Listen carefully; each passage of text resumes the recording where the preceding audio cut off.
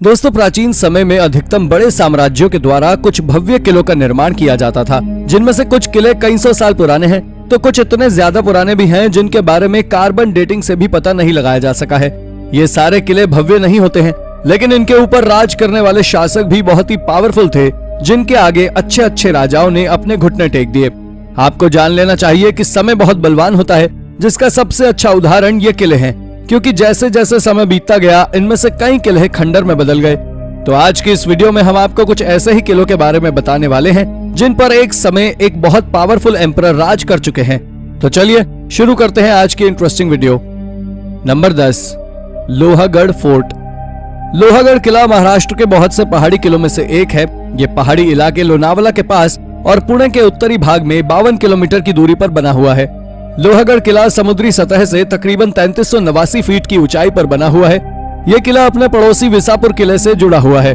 ज्यादातर समय यह किला मराठा साम्राज्य के पास ही रहा, बल्कि केवल 5 वर्षों तक ही यह किला मुगलों के पास रहा था। लोहागढ़ का इतिहास काफी गहरा है, क्योंकि अलग अलग समय में अलग अलग साम्राज्यों ने इस पर राज किया, जिनमें मुख्य रूप से सातवाहन, राष्ट्रकूट, यादव, चालुक्य, निजाम, बहमिन्स, मुगल और मराठा शामिल हैं। इस किले का उपयोग मराठा साम्राज्य में सूरत से लूटे हुए माल को रखने के लिए भी किया जाता था, लेकिन बाद में पेशवा के समय में नाना फडणवीस ने कुछ समय तक इसका उपयोग रहने के लिए किया। Number 9, lost sun temple. सूर्य की पूजा हम न केवल आज करते हैं, बल्कि सदियों से हमारे पूर्वज भी इनकी पूजा करते आ रहे हैं। इजिप्ट के सूर्य मंदिर इस बात का खुला सबूत देते हैं। आपको बता दें कि हाल ही में जब कुछ पुरातत्वविद इजिप्ट की राजधानी काहिरा में दक्षिण की तरफ मौजूद शहर अबू गराब में एक रेगिस्तान का खनन कर रहे थे, तब अचानक उन्हें ऐसा प्राचीन मंदिर मिला जिसे देखकर वो हैरान रह गए। ये मंदिर सूर्य देव का है, जो पिछले 4500 सालों से एक रेगिस्तान में दबा था। मिस्र के आर्कियोलॉजिस्ट का मानना है कि यह पिछले दशक की सबसे बड़ी खोज है। इजिप्ट में अब तक 2 प्राचीन सूर्य मंदिरों की खोज की गई है।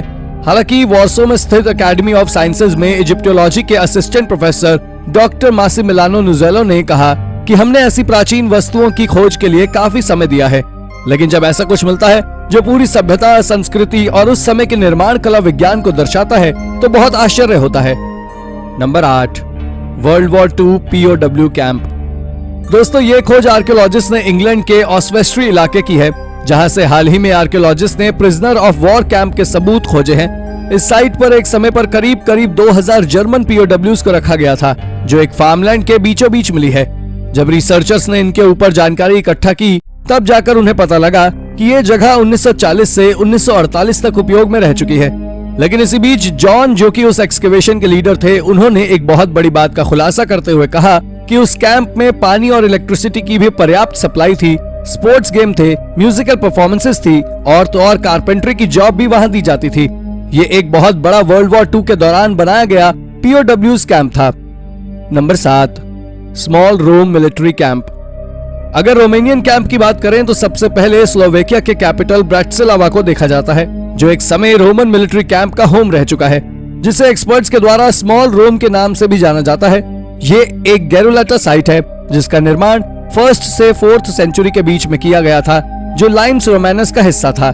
दरअसल इसके बनाने का सबसे मुख्य कारण ईस्टर्न रीजन के रोम के पेनोनिया प्रोविंस को बचाना था, और आज के समय इसे यूनेस्को के द्वारा वर्ल्ड हेरिटेज साइट में बदल दिया गया है।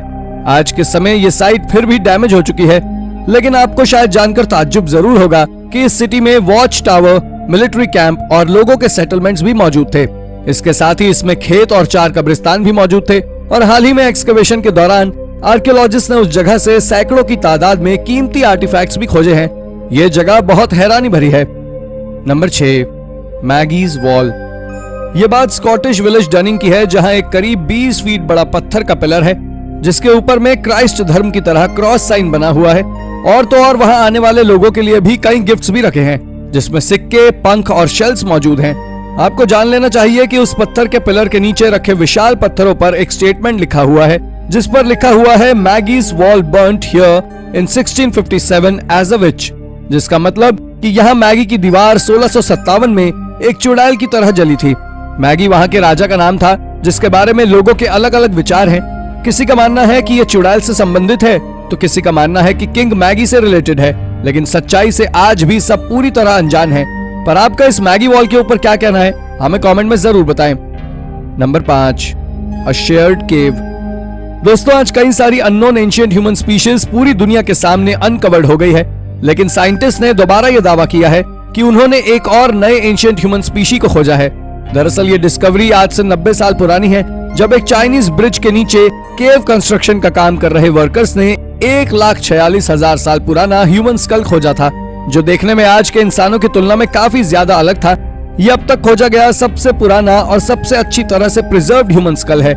लेकिन हैरानी की बात यह है कि जिस केव से इस स्ट्रक्चर को खोजा गया है, ठीक उसी तरह उसी केव से निएंडरथल्स के भी स्केलेटन के साथ साथ स्टोन टूल्स भी मिले हैं। अब तक साइंटिस्ट का सोचना था कि निएंडरथल्स और मॉडर्न ह्यूमन कभी आपस में मिले ही नहीं, लेकिन यह डिस्कवरी कुछ और ही साबित करती है।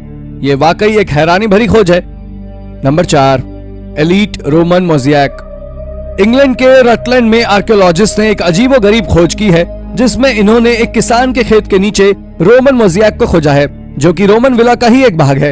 ये पहले ऐसे मोज़ेक हैं जो दुनिया भर में प्रसिद्ध पोयम इलियाड को दर्शाते हैं, जिसे होमर नाम के राइटर के द्वारा लिखा गया था।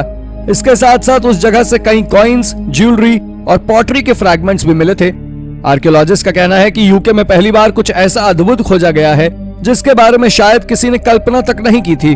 ये रोमन पीस एंशिएंट टाइम्स के खूबसूरत आर्टवर्क को भी दर्शाता है। इस मोज़ेक में एशलीज के आखिर युद्ध का वर्णन भी आप साफ तौर पर देख सकते हैं। इस खोज को यूनिवर्सिटी ऑफ लेसेस्टर के द्वारा हैंडल किया गया था, जो आज के समय बहुत बड़ी डिस्कवरी का हिस्सा बना हुआ है। Number 3, desert shrine. जॉर्डन और फ्रांस के आर्कियोलॉजिस्ट की एक टीम ने दावा किया है कि उन्हें जॉर्डन के ईस्टर्न डेजर्ट में एक सुंदर नियोलिथिक साइट पर करीब 9000 वर्ष पुराना धार्मिक स्थल यानी श्राइन मिला है, जहां डेजर्ट काइट्स नाम की बड़ी संरचनाएं भी हैं। ऐसा माना जाता है कि इन मास ट्रैप का इस्तेमाल जंगली जानवरों के वध के लिए किया जाता था। रिपोर्ट के अनुसार डेजर्ट काइट नाम की संरचनाओं में 2 या 2 से अधिक पत्थर की ऊंची दीवारें होती हैं, जो आगे जाकर संकरी होती जाती हैं। इन दीवारों में जंगली जानवर फंस जाते थे, जिसके बाद इंसान उन्हें अपना शिकार बना लेते थे। इस तरह की संरचनाएं मिडल ईस्ट के रेगिस्तान में भी पाई जाती हैं, जो एक बहुत बड़ी डिस्कवरी है। Number 2, unique ancient burials. दोस्तों ये बात पिछले साल की है, जब कुछ वर्कर्स साउथ वेस्टर्न साइबेरिया में काम कर रहे थे, तब उन्हें वहां से कई सारे यूनिक कब्रिस्तान में दबे कब्र मिले।